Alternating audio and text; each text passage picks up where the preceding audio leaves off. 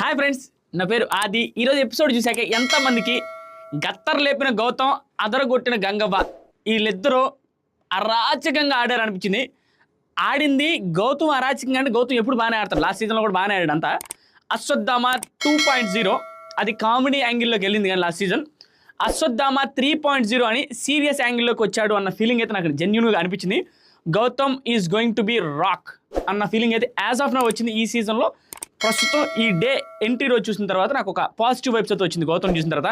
ఇంకా గంగవ్వను చూసిన తర్వాత, గంగవ్వ ఈ ఏజ్లో కూడా అలిసిపోతున్న గస వస్తున్నా కూడా, నార్మల్గా ఎవరికైనా గస వస్తుంది అన్ని రౌండ్స్ తిరిగితే, అలాంటిది ఆ ఏజ్లో విష్ణుప్రియ సీతతో కలిసి వాళ్ళిద్దరిని ఓడించి ఆడి గెలిచిందంటే గంగవ్వకి హ్యాట్స్ ఆఫ్ చెప్పాల్సిందే.